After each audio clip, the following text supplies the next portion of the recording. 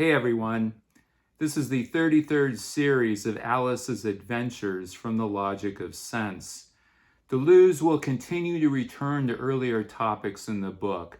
In this chapter, it's Alice and Lewis Carroll's writings in general.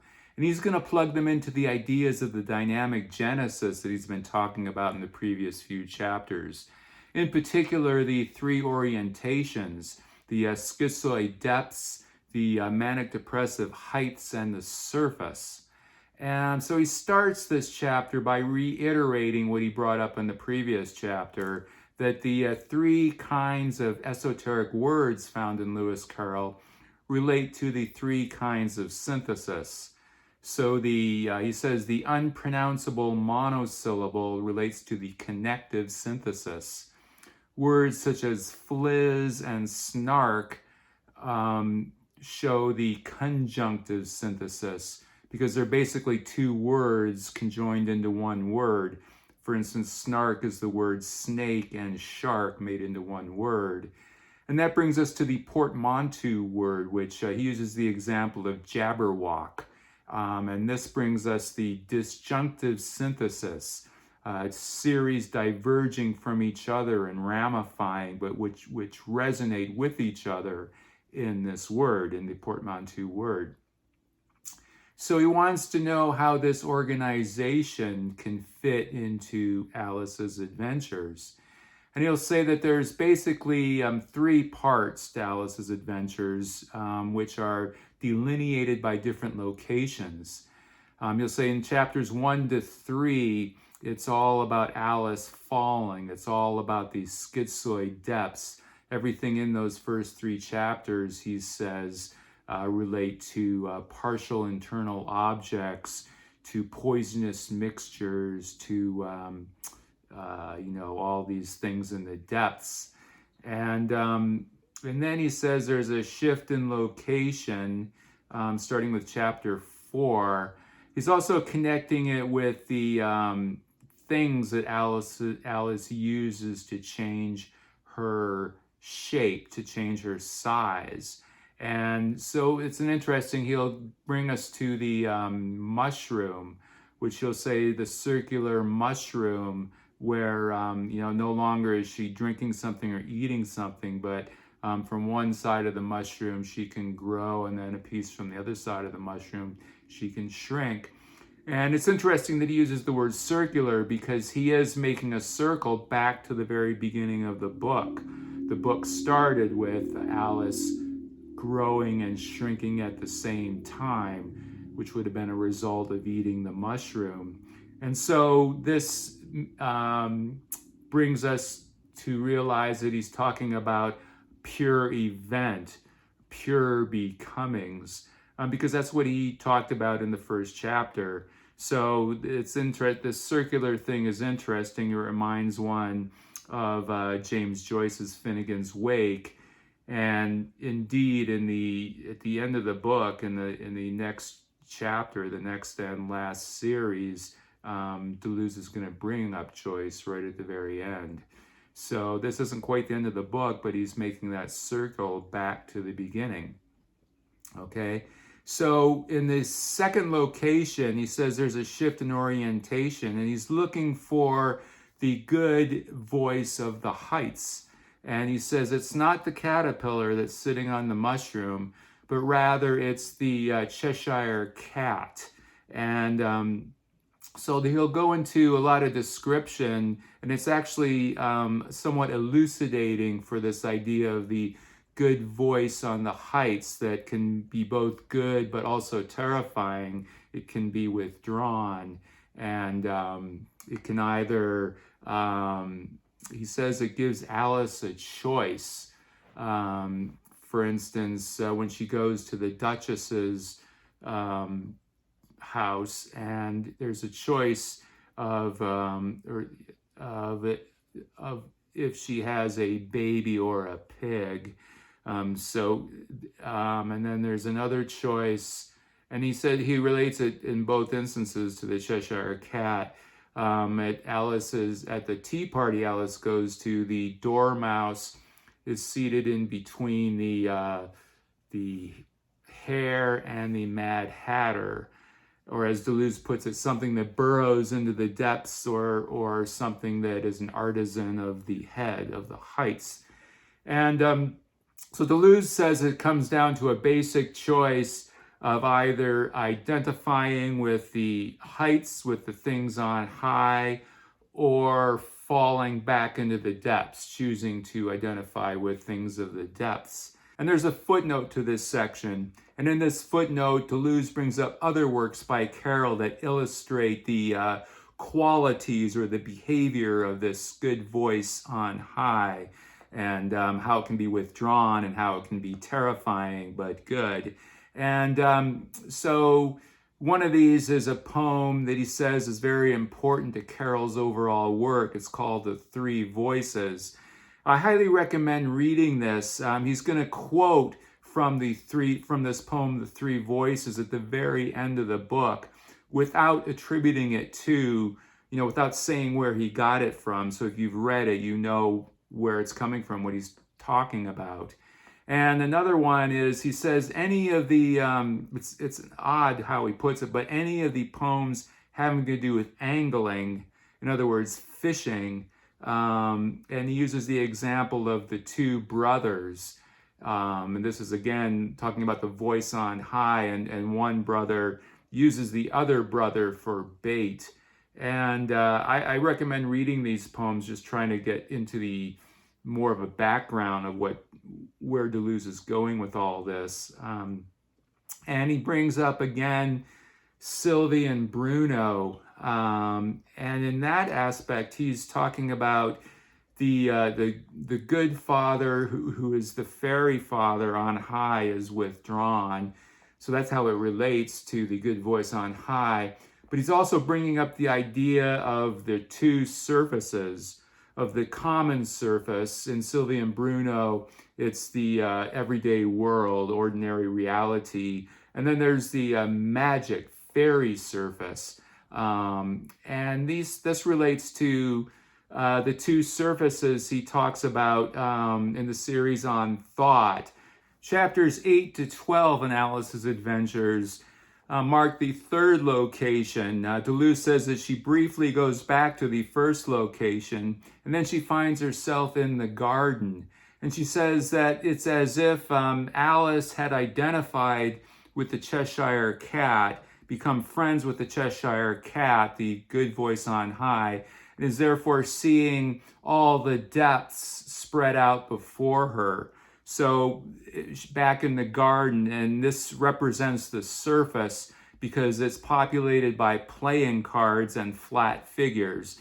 Playing cards are just pure surface. There's no depth to them. And he says that there's parental images in this scene, Freudian stuff. And also Alice senses that there could be danger to it, that her good intentions could produce terrible results, so that the queen, as the phallus, could become the castration complex, that it could ruin and destroy the surface. And indeed, we do see the Red Queen shouting, off with her head, off with her head. And the playing cards raise up, and they end up hitting Alice as if the surface is destroyed. And the reason this happens is because the surface is very fragile, as we found out in this series of good intentions going bad.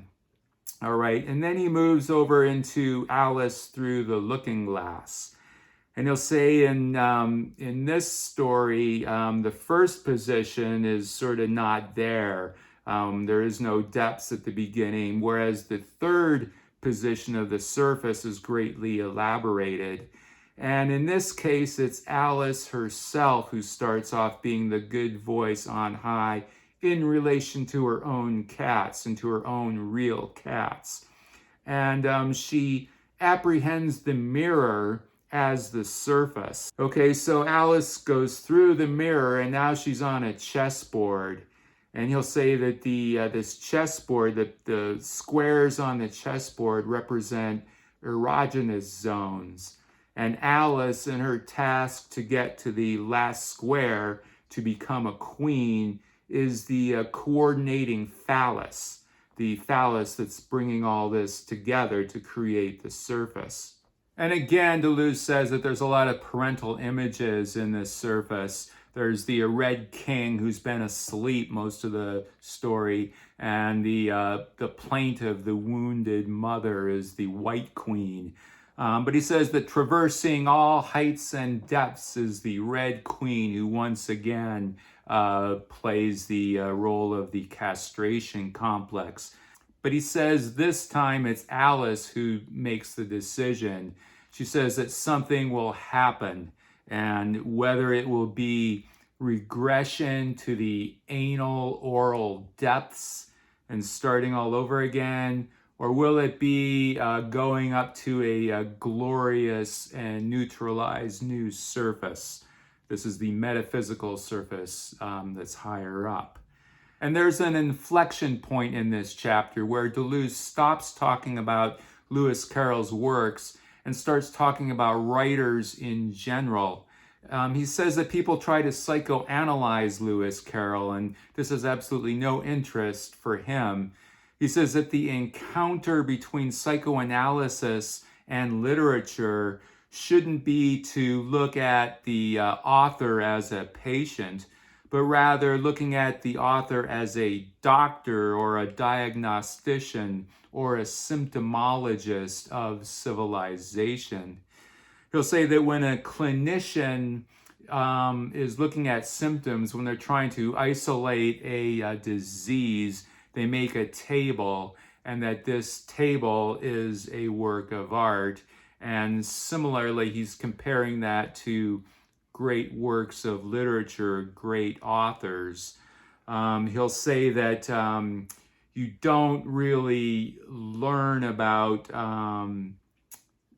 Oedipus and Hamlet through the Oedipal complex. Rather, Oedipus and Hamlet gives you information on that complex, so it's the other way around. These stories are pointing out symptoms in civilization. And Deleuze will elaborate this later on in an essay that was reprinted in his book, Essays Critical and Clinical, the idea of great writers being doctors or diagnosticians of civilization.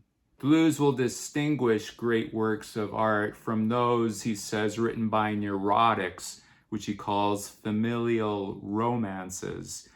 So now we get to what I believe is the heart of the matter here, where Deleuze was going, which has to do with going to this metaphysical surface, this new metaphysical surface that's created. And I'll just read that.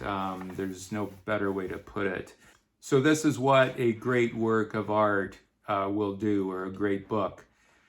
To extract the non-actualizable part of the pure event from symptoms, or as Blanchant says, to raise the visible to the invisible, to raise everyday actions and passions like eating, shitting, loving, speaking, or dying, to their noematic attribute and their corresponding pure event, to go from the physical surface on which symptoms are played out and actualizations decided, to the metaphysical surface on which the pure event stands and is played out, to go from the cause of the symptoms to the quasi-cause of the oeuvre. This is the object of the novel as a work of art, and what distinguishes it from the familial novel. In other words, the positive, highly affirmative character of desexualization consists in the replacement of psychic regression by speculative investment. And that last part he puts in italics to emphasize its importance. The replacement of psychic regression by speculative investment. This notion of replacing psychic regression with speculative investment, to me, has to do with death. He mentions Blachant, and when he talked about Blachant before, it had to do with going beyond our ordinary death to connecting with the pure event of death, and in this way to getting past the physical death, if that's possible. Who knows? It's speculative investment, as he says. But he uses the term psychic regression, and the opposite of that would be psychic progression. Okay, and then this is the last part of this series, talks about going to this this metaphysical surface. He says he hasn't really talked about it at all, but he ends this series very cryptically, in my opinion, mysteriously, because he's going to give quotes without attributing the quotes. And it took me a long time to figure out where this was coming from. But he's quoting from a Lewis Carroll short story called A Photographer's Day Out. And it's an example of going to a metaphysical surface. And in the story, it's a photographer is wanting to take a picture of ideal beauty, and somehow he gets it into his mind that this ideal beauty will be in the form of a woman named Amelia. All right.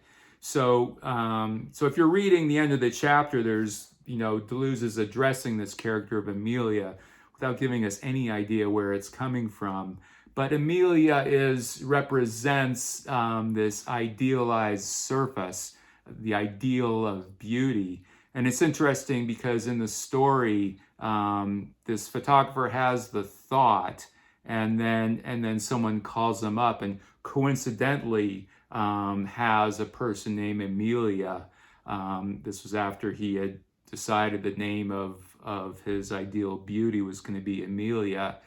Now, for the esoteric side of this chapter, I found it, first of all, I had no idea what Amelia he was talking about. If you Google Lewis Carroll and Amelia, it doesn't come up on the internet. I just somehow stumbled across it on a collected works of Lewis Carroll. I recommend trying to read this short story. There's a lot more to it than the brief quotes that Deleuze has, the brief kind of obscure quotes. And so I noticed that from the inflection point on, where he's talking about identifying with the pure event of something, that he uses the word work quite a bit in those pages. The word work is used a lot. And also he'll use the word oeuvre, which is a French word for work. So we have work in English and then work in French. And I looked up the meaning of Amelia, and Amelia is a Hebrew word that means work. He ends this series with saying, Amelia, thou art mine. And it's kind of odd on its own. It kind of leaves you wondering. And earlier he has said that the work was producing sense. So I don't know if that's what he's driving at or not.